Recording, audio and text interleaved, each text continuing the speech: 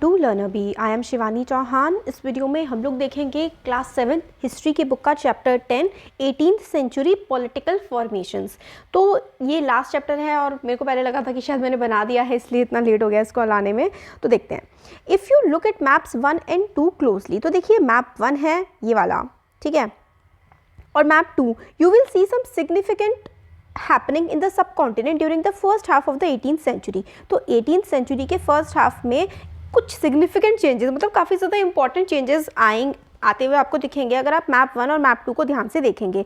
Notice how the boundaries of Mughal empire were reshaped by the emergence of a number of independent kingdoms. तो ये देखिए map 1 है, map 1 में यहाँ पे ये देखिए इसमें मैप 1 यहाँ से यहाँ स्टार्ट है। तो ये देखिए ये वाली जो है ना, ये एक्सटर्नल बाउंड्री है, एक्सटर्नल बाउंड्री है the external boundary of the Mughal empire 1700। तो 1700 में मुगल एम्पायर की एक्सटर्नल बाउंड्री, मतलब यहाँ से लेकर के पूरा यहाँ तक मुगल एम्पायर फैला हुआ था, मतलब मुगल एम्पायर एक बहुत बड़े एक्सटेंड में था 1700 सेंचुरी की अगर हम लोग बात करें। बट उसके बाद आगे 18th सेंचुरी आते आते अब देखिए मुगल एम्पायर काफ़ी ज़्यादा कम हो चुका है, territory under British control mid 18th century. अब देखिए यहाँ पर ये वाला एरिया ये मुगल्स के हाथों से जा करके अंग्रेज़ों के हाथ में आ गया है, और भी बहुत छोटे छोटे जैसे मराठास आ गए हैं हैदराबाद, फिर उसके बाद अवध, राजपूत यहाँ पे काफ़ी डोमिनेंट हो गए हैं, इधर सिख डोमिनेंट हो चुके हैं। तो अलग अलग एरियाज़ में जो लोकल रूलर्स थे वो काफ़ी ज़्यादा इंपॉर्टेंट हो गए थे और मुगल एम्पायर की पावर काफ़ी ज़्यादा कम हो चुकी थी 18th सेंचुरी आते आते। तो यहाँ पर हम देखेंगे कि मुगल एम्पायर की किस तरीके से डिक्लाइन हुआ है और कैसे बाकी सारे जो रीजनल किंगडम्स हैं जैसे कि राजपूत, मराठाज, सिख, ये किस तरीके से इमर्ज होकर के आए हैं। तो by 1765 notice how another power, the British, had successfully grabbed major chunks of territory in eastern India। तो ईस्टर्न इंडिया यानी कि ये वाला पार्ट यहाँ पर देखिए कि अंग्रेज़ों ने किस तरीके से इस पर कब्जा करना शुरू कर दिया है। What these maps tells us is that political conditions in 18th century India changed quite dramatically and within a relatively short span of time। तो ये दोनों जो मैप हैं इसमें हमको समझ में आता है कि 17th सेंचुरी में मुगल एम्पायर कितना स्ट्रांग हुआ करता था और 18th सेंचुरी आते आते वो काफ़ी वीक हो चुका था। इस चैप्टर में हम लोग पढ़ेंगे कि किस तरीके से नए पॉलिटिकल ग्रुप्स इमर्ज होकर के आए हैं सब कॉन्टिनेंट में। सब कॉन्टिनेंट देखिए इंडिया, हमारा देश इंडिया, फिर उसके बाद पाकिस्तान और भूटान, नेपाल, है ना, श्रीलंका, बांग्लादेश, ये सारे के सारे जो देश मिलते हैं ना तब इनको हम लोग सब कॉन्टिनेंट कहते हैं। ये इंडियन सब कॉन्टिनेंट हुआ करता था, है ना। तो सब कॉन्टिनेंट हमारे देश में किस तरीके से 18th और 17th और 18th सेंचुरी में चेंजेस आए हैं वो इस चैप्टर में हम लोग देखने वाले हैं। रफली फ्रॉम 1707 में जब औरंगज़ेब की मृत्यु हो गई थी, क्योंकि औरंगज़ेब जो था वो लास्ट पावरफुल मुगल रूलर था, तो औरंगज़ेब के बाद जितने भी उसके शासक आए ना मुगल एम्पायर के वो काफ़ी ज़्यादा वीक थे, इसलिए मुगल एम्पायर टूटता गया। तो औरंगज़ेब की डेथ हुई थी और till the third battle of Panipat. तो 1707 से लेकर के जब डेथ हुई औरंगज़ेब की, और तीसरी जो बैटल थी पानीपत की 1761 में, इस यहाँ तक आते आते 1761 तक तो मुगल एम्पायर बहुत ही ज़्यादा वीक हो चुका था, है ना। और अगर आपको पता है कि थर्ड बैटल ऑफ पानीपत किस किस के बीच हुई थी तो आप मेरे को कमेंट बॉक्स में ज़रूर बताना। इस पर मूवी भी बनी हुई है एक। तो देखिए अब आता है the crisis of the empire and the later Mughals. Crisis of the empire, crisis मतलब होता है कि किस तरीके से दिक्कतें आनी शुरू हुई थी एम्पायर में, और लेटर मुगल्स कैसे थे, जो बाद के मुगल्स आए थे वो किस तरीके के थे। तो चैप्टर 4 में हम लोगों ने पढ़ा था कि मुगल एम्पायर किस तरीके से अपनी सक्सेस की हाइट पर पहुंचा था, किस तरीके से वो इतना ज़्यादा एम्पायर सक्सेसफुल हुआ था और उसने कितने सारे क्राइसिस को झेला था पहले भी, और फिर जब 17th सेंचुरी आते आते किस तरीके से मुगल एम्पायर बहुत ज़्यादा वीक होने लगा था, और काफ़ी सारे नंबर थे, काफ़ी सारे फैक्टर्स थे जिसकी वजह से मुगल एम्पायर वीक हुआ था। एम्परर औरंगज़ेब जो था उसने बहुत ज़्यादा मिलिट्री और फाइनेंशियल रिसोर्सेज को डिप्लीट कर दिया था, बहुत ही लंबी लड़ाइयाँ लड़ते रहते डेक्कन वाले रीजन में। डेक्कन का रीजन कौन सा है, देखिए ये वाला जो रीजन है ना, ये रीजन हमारा डेक्कन का रीजन है। तो इस रीजन में औरंगज़ेब ने खूब लड़ाइयाँ लड़ी थी मराठों से स्पेशली, और बाकी दूसरे राजाओं से, तो इसमें ना उसके बहुत ज़्यादा रिसोर्सेज ख़त्म हुए थे, मतलब बहुत ज़्यादा पैसा, मिलिट्री और इकोनॉमिक रिसोर्सेज काफ़ी ज़्यादा लग गए थे इन लड़ाइयों को लड़ने में। तो अब भाई पैसा नहीं है तो एम्पायर को दिक्कत तो होगी ही, है ना। तो डेक्कन में औरंगजेब ने बहुत ज़्यादा रिसोर्सेज को वेस्ट किया था। Under his successors the efficiency of the imperial administration broke down. तो जो औरंगजेब के बाद जो उसके सक्सेसर्स थे ना, यानी कि आगे उसके जो उसके पीढ़ी के मतलब बच्चे समझ लीजिए, उसके पोते पर पोते, उन लोगों को अच्छे से राज चलाना आया नहीं। तो काफ़ी ज़्यादा डिफ़िकल्ट हो गया मुग़ल एम्पायर को ढंग से चेक में रखना। मतलब जो मुग़ल एम्पायर, जैसे कि एक तो राजा होता है जो टॉप पे होता है, उसके अलावा बाकी सारे लोग उसके काफ़ी सारे अंडर में होते हैं ना। जैसे कि मुग़ल एम्पायर में होते थे मनसबदार फिर आपस में उन्होंने गुट बैठ कर ली, जैसे कि राजा की वो कम सुनने लगे और खुद ही टैक्स कलेक्ट करके अपने पास ही रखने लगे, और कई बार मुग़ल एम्पायर के खिलाफ वो विद्रोह भी करने लगे। तो मनसबदार जो थे, काफ़ी मनसबदार, ये सब क्या होता है, ये सब हम लोगों ने पहले के चैप्टर्स में भी पढ़ा है। आप समझ सकते हैं कि एक ऑफिसर मान लीजिए जो एक मुग़ल एम्पायर अपॉइंट करता था, वो टैक्स कलेक्ट करता था और राजा को फिर भेजता था। अब मनसबदार अपने आप में स्ट्रांग होने लगा और राजा को उसने टैक्स भेजना, मिलिट्री सप्लाई करना, ये सब कम कर दिया और धीरे धीरे करके कट ऑफ ही कर लिया, बंद ही कर दिया, क्योंकि राजा काफ़ी कमज़ोर हो चुका था। मुग़ल एम्पायर जो था वो कमज़ोर पड़ने लगा था। इसकी वजह से जो थी पूरे के पूरा जो साम्राज्य था मुग़लों का, वो भी काफ़ी वीक होने लगा था। Nobles appointed as governors. Nobles जो थे, नोबल मतलब जो अमीर लोग या फिर जो काफ़ी इंपॉर्टेंट पर्सन्स हुआ करते थे उनके मतलब मुग़ल्स में, जैसे इनके मान लीजिए कई बार अपने रिश्तेदारों को या फिर जो बहुत ही इंपॉर्टेंट लोग होते थे ना, उनको अपॉइंट कर दिया जाता था अलग अलग जगह का गवर्नर, जिसको सूबेदार कहते थे। वो काफ़ी मतलब क्या करते थे, कंट्रोल करते थे रेवेन्यू के, मिलिट्री के ऑफिसेस को, जैसे कि दीवानी और फौजदारी। तो ये इन लोगों ने भी मुग़ल एम्पायर्स की बात माननी कम कर दी थी काफ़ी ज़्यादा। तो दीवानी और फौजदारी का काम दिया जाता था सूबेदार्स को, तो ये कर इकट्ठा करते थे, मिलिट्री के लिए लोग भेजते थे। तो पहले तो राजा का कंट्रोल, यानी कि जो मुग़ल शासक थे, इनका कंट्रोल काफ़ी अच्छा रहता था मनसबदारों पर, सूबेदारों पर धीरे धीरे काफ़ी कम होने लगा था। इससे क्या हुआ, काफ़ी ज़्यादा एक्स्ट्रा ऑर्डिनरी पावर इन मनसबदारों सूबेदारों को मिलने लगी। अब इनके पास इकोनॉमिक, पॉलिटिकल, मिलिट्री पावर आने लगी, जो पहले मुग़ल शासक के पास हुआ करती थी। तो अब मुग़ल शासक क्योंकि कमज़ोर थे ना, तो जो काफ़ी सारे एरियाज़ पे अब उनका कंट्रोल रहा ही नहीं। तो गवर्नर्स की पावर ज़्यादा से ज़्यादा प्रोविंसेस पर बढ़ने लगी, मतलब स्टेट्स में, इलाकों में बढ़ने लगी। तो periodic remission of revenue to the capital declined, मतलब जो राजधानी के पास, यानी कि जो दिल्ली में शासक बैठता था मुग़ल शासक, उसके पास जो रेवेन्यू आया करता था ना पहले कर इकट्ठा होकर के, वो काफ़ी ज़्यादा कम आने लगा था, क्योंकि अब सूबेदार काफ़ी ताकतवर हो गए थे और राजा को ज़्यादा वैल्यू नहीं देना उन्होंने, मतलब कम देने शुरू कर दी थी, क्योंकि मुग़ल एम्पायर अब ज़्यादा पावरफुल नहीं रहे थे औरंगज़ेब के बाद। Peasants and zamindari rebellions in many part of the northern and western India added to their problems. तो काफ़ी ज़्यादा रिबेलियंस भी हुए, जो किसान थे, ज़मींदार थे, उन्होंने काफ़ी ज़्यादा रिबेलियन किए, यानी कि विद्रोह किए शासन के खिलाफ नदर इंडिया और वेस्टर्न इंडिया में। तो ये भी बहुत ज़्यादा दिक्कत का कारण रहा मुग़ल एम्पायर्स के लिए। काफ़ी ज़्यादा रिवोल्ट्स होते थे।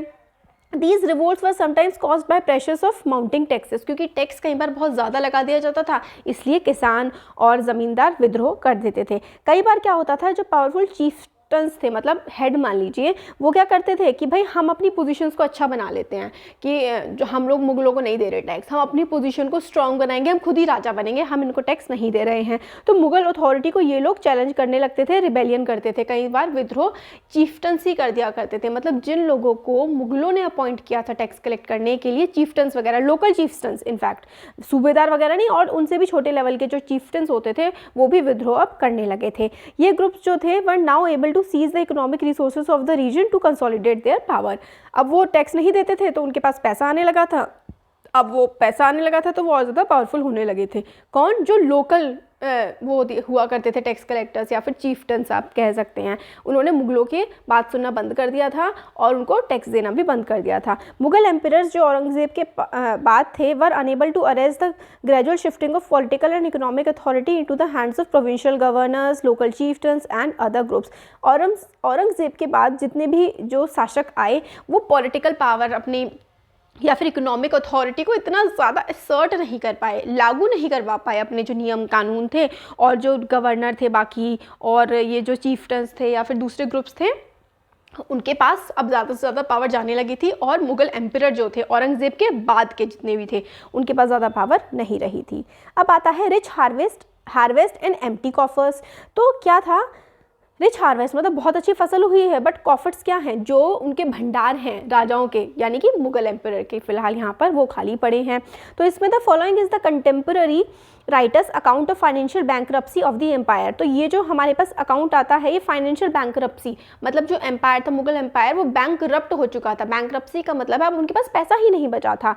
जो great lords they are helpless and impoverished, their peasants raise 2 crops a year, but their lords see nothing of either, and their agents on the spot are virtual prisoners in the peasant's hand, like a peasant kept in his creditor's house until he can pay his debt। तो इसमें देखिए rich harvest and empty coffers का यही मतलब है कि harvest अच्छी होती थी, बट कोई कर जो है राजा के पास तक तो पहुंच ही नहीं पाता था। ये वाली हालत अब हो गई थी, इसमें पूरा यही बताया गया है। तो in the midst of this economic and political crisis, the ruler of Iran, Nadir Shah, sacked and plundered the city of Delhi in 1739 and took away immense amounts of wealth. तो ये जो इकोनॉमिक और political crisis आ रखे थे देश में या फिर मुगल्स के ऊपर बेसिकली, तो अब मुगल्स के पास ना ही ज़्यादा पैसा था ना ही कोई ताकत बची थी। उसके बाद ईरान का एक पर्सन था, उसका राजा था वहाँ का नादिर शाह। उसने क्या किया, दिल्ली आया, सैक किया, मतलब तोड़ फोड़ करी, प्लंडर कर मतलब लूट मार मचा करके दिल्ली को पूरा लूट करके ले गया 1739 में, और काफ़ी ज़्यादा वेल्थ यानी कि काफ़ी पैसा सोना सब कुछ लूट करके नादिर शाह दिल्ली से ले गया। अब this invasion was followed by a series of plundering raids by Afghan rulers Ahmad Shah Abdali. Ahmad Shah Abdali ने भी बहुत सारे हमारे देश में रेड करी और खूब यहाँ से लूटपाट करके ले गया। Who invaded North India 5 times between 1748 से लेकर के 1761। इतनी ज़्यादा लूट मार इन्होंने करी है कि बिल्कुल कंगाल करके चले जाते थे, जब ये जाते थे तो कुछ नहीं बचता था। तो इन्होंने काफ़ी ज़्यादा लूट मार मचाई, क्योंकि कैसे मचा पाए ये सब, बार बार अटैक कैसे हो पाए, क्योंकि दिल्ली का शासक काफ़ी ज़्यादा कमज़ोर अब तक हो चुका था। Nadir Shah attacks Delhi. The devastation of Delhi after Nadir Shah invasion were describe by the contemporary observer. Contemporary का मतलब होता है उस समय पर जो राइटर्स थे उन्होंने किस तरीके से बताया है। One describe the wealth looted from the Mughal treasury as follows. मतलब मुगल्स की जो ट्रेजरी थी यानी कि उनके जो खजाने थे वहाँ से किस तरीके से लूटपाट मचाई गई वो बताया जाता है। 60 lakh of rupees and some 1000 gold coins, nearly 1 crore worth of gold ware, nearly 50 crore worth of jewels, most of them unrivalled in the world and the above included the peacock throne. 60 lakh तो रुपए ही ले गए और कुछ हज़ारों के कॉइन ले गए, गोल्ड कॉइन। 1 करोड़ के गोल्ड वेयर मतलब सामान जो कि गोल्ड का बना हुआ था। 50 करोड़ की ज्वेलरी ले गए, और जो मतलब दुनिया से कंपेयर ही नहीं किया जा सकता पीकॉक थ्रोन ले गए।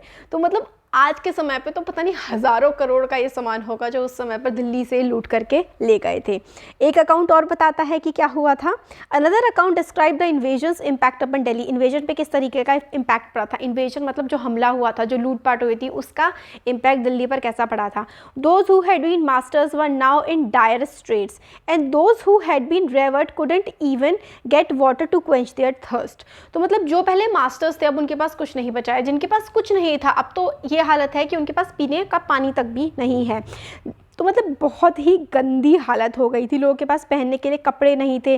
अब the wealthy turn into beggars, जिनके पास पहले पैसा था अब वो भिखारी हो चुके थे। और जो द न्यू सिटी शाहजहानाबाद वो टर्न इनटू रबल, मतलब कुछ भी नहीं बचा था, कौड़ियों के भाव भी नहीं बची थी वो शहर जो पहले इतना चमक धमक वाला हुआ करता था। मतलब इतनी गंदी रेड्स पड़ी थी दिल्ली पर। Already under severe pressure from all sides, the empire was further weakened by the competition amongst the different group of nobles। तो पहले ही इतनी लूटपाट हो रही थी, रेवेन्यू नहीं आ रहा था, जो था वो भी लूट के ले गए थे। उसके बाद जो नोबल्स थे, जो थोड़ी थोड़ी ऊंची ऊंची पोजीशंस पे थे ना मुगल एम्पायर में, उन लोगों ने भी आपस में लड़ना झगड़ना शुरू कर दिया था। They were divided into 2 major groups of fractions, the Iranis and the Turani. तो ईरानी तुरानी, नोबल ऑफ टर्किश डिसेंट और नोबल ऑफ ईरानियन डिसेंट, मतलब जो ईरान से आए हुए नोबल्स थे, थोड़े बड़े ओहदे के लोग थे, और जो टर्की से आए हुए बड़े ओहदे के लोग थे, उन दोनों में आपस में डिवीजन हो गया था। For a long time the later Mughal emperors were the puppets in the hand of either one or the other of the 2 powerful groups. तो जो मुगल एम्परर थे ना वो ईरानी या फिर तुरानी, इनके ही कठपुतलियों की तरह काम किया करते थे। The worst possible humiliation came when the 2 Mughal emperor Farukh Siyar and the Alamgir II were assassinated and the two other Ahmad Shah and Shah Alam were blinded by their nobles. तो देखिए दो को तो मार ही दिया, फारुखसियार और आलमगीर टू को तो मार दिया, और अहमद शाह और अहमद शाह और शाह आलम टू इनको अंधा कर दिया इनके नोबल्स ने। तो मतलब इतनी बुरी और इतनी कमज़ोर ये लोग हो चुके थे मुग़ल एम्परर्स। अब इमरजेंस ऑफ न्यू स्टेट, अब इतनी बुरी हालत है एम्परर की, तो नई नई स्टेट्स तो इमर्ज होकर के आएंगी जो पावरफुल रूलर्स लेकर के आएंगी। अब with the decline in the authority of the Mughal emperors, the governors of large provinces, subedars and the great zamindars consolidated their authority in different parts of the subcontinent. तो मुग़ल एम्परर की जो अथॉरिटी थी वो decline हो रही थी, वो काफ़ी ज़्यादा कम हो रही थी। गवर्नर्स ऑफ लार्ज प्रोविंसेस, जो बड़ी बड़ी प्रोविंसेस के गवर्नर थे, सूबेदार थे या बड़े बड़े ज़मींदार थे, अब वो अपनी अथॉरिटी को और ज़्यादा जमाने लगे थे, क्योंकि मुग़ल एम्परर कमज़ोर हो चुका था, उसकी कोई सुनता नहीं था। तो ज़मींदार, गवर्नर, सूबेदारी अब अपनी काफ़ी चलाने लगे थे। थोड़ी देर पहले भी हमने देखा था। Through the 18th century, the Mughal Empire gradually fragmented into number of independent regional state। तो क्या हुआ, 18th century के टाइम पर मुग़ल एम्पायर अब काफ़ी ज़्यादा छोटे छोटे टुकड़ों में टूटने लगा था। Broadly speaking the states of 18th century can be divided into 3 overlapping groups. तो अगर हम ब्रॉडली देखें तो 3 भागों में हम देख सकते हैं कि किस तरीके से मुग़ल एम्पायर टूटा था। States that were old Mughal provinces like Awadh, Bengal and Hyderabad, तो पुराने थे जैसे कि अवध हो गया, बंगाल हो गया और हैदराबाद हो गया। Although extremely powerful, quite independent, the rulers of these states did not break their formal ties with Mughal Empire। तो एक पार्ट टाइप ऐसा था कि वो काफ़ी ज़्यादा स्ट्रॉन्ग हो चुके थे, जैसे कि अवध हो गया, बंगाल हो गया, हैदराबाद हो गया, काफ़ी ताकतवर ये लोग हो चुके थे, मगर इन्होंने अपने जो पुराने रिश्ते थे मुग़ल एम्पायर से पूरी तरीके से तोड़े नहीं थे। अब दूसरे टाइप की कौन सी स्टेट आती हैं, state that had enjoyed considerable independence under Mughals as watan jagir. तो दूसरे टाइप की स्टेट्स जो थी, जो मुग़ल एम्पायर से एक तरह से कटने लगी थी, वो थी वतन जागीर, जो पहले से ही काफ़ी इंडिपेंडेंट रहा करती थी, जैसे कि राजपूत प्रिंसिपैलिटीज़, जैसे कि आप कह सकते हैं जयपुर और फिर मेवाड़, है ना, ये वाले जो रीजन्स थे जो पहले से ही काफ़ी इंडिपेंडेंट थे मुग़ल एम्पायर में ही, अब वो और भी इनसे इंडिपेंडेंट होने लगे थे। तीसरा type, the last group included state under the control of Maratha, Sikh and other like the Jats. और बाकी मराठा, सिख, जाट ये तो बिल्कुल ही अलग हो चुके थे। These were of differing size and had seized their independence from the Mughals after long drawn armed struggle. अब ये अलग अलग साइज़ की स्टेट्स होती थी, अब काफ़ी लंबी लड़ाई लड़ने के बाद इन्होंने मुग़लों से खुद को आज़ाद करवा लिया था। अब आता है the old Mughal provinces. Amongst the states that were carved out of old Mughal provinces in the 18th century, 3 stand out very prominently. जो मतलब हट चुकी थी या अलग हो गई थी मुग़लों से, वो काफ़ी कुछ ऐसी स्टेट थी जो काफ़ी इंपॉर्टेंट बन गई, जैसे कि Awadh, Bengal, Hyderabad. All 3 states were founded by the members of high Mughal nobility who had been governors of large provinces। तो अवध हो गया, ठीक है, बंगाल हो गया, हैदराबाद, ये किसने फाउंड किया था, ये फाउंड किया था मुग़ल नोबिलिटीज़ ने, जो कि गवर्नर्स रहे थे काफ़ी बड़ी बड़ी प्रोविंसेस के। इनके ये बड़ी प्रोविंस थी अवध, बंगाल, हैदराबाद, ये नोबल्स ही थे मुग़लों के। मुग़लों ने अपने कुछ नोबल्स को गवर्नर्स की तरह अपॉइंट किया था इन जगहों पर। अब मुग़ल कमज़ोर हो गए तो ये इंडिपेंडेंट हो गए एक तरह से। और कौन कौन थे गवर्नर्स, सादत खान, इसने अवध को पूरा अपने कंट्रोल में कर लिया था। मुर्शीद कुली खान ने बंगाल को कर लिया था कंट्रोल में। और असफ जाह, तो असफ जाही डायनेस्टी फिर बाद में आगे चली थी हैदराबाद में। All 3 had occupied high मनसबदारी position and enjoy the trust and confidence of the emperors. तो इन्होंने काफ़ी ऊंचे दर्जे की मनसबदारी पोजीशंस को अपने पास रख लिया था, और इनके पास काफ़ी पावर भी थी, और मुग़ल एम्परर का सर पे हाथ भी था, या इस टाइप से आप कह सकते हैं। मानते थे उनको, मगर पूरी तरीके से इंडिपेंडेंट भी काम करते थे। तो both Asaf Jah and Murshid Quli Khan held a zat rank of 7,000 each, while Saadat Khan zat was 6,000। तो ज़ात जितनी ज़्यादा जिसकी ऊपर होती थी उतना ज़्यादा वो इम्पॉर्टेंट होता था। तो जो हैदराबाद का और बंगाल का जो था नवाब, वो उसकी ज़ात 7,000 थी, और जो सादत खान था इसकी ज़ात 6,000 थी। अब आता है हैदराबाद के बारे में कि हैदराबाद में क्या सब किस तरीके से था। देखिए आगे का जो चैप्टर है ना हैदराबाद, और इसके आगे का हम लोग नेक्स्ट वीडियो में देखते हैं। 80 मिनट्स का तो वीडियो हो ही गया है। इस चैप्टर थोड़ा सा बड़ा है, तो थोड़ा से शायद 2 वीडियो और बनेंगे, या फिर एक नेक्स्ट वीडियो में देखते हैं अगर हो जाता है तो चैप्टर। तो कैसा लगा वीडियो ज़रूर बताइए, अच्छा लगा तो लाइक करिए, चैनल को सब्सक्राइब करिए, अपने फ्रेंड्स के साथ शेयर करिए। Thank you.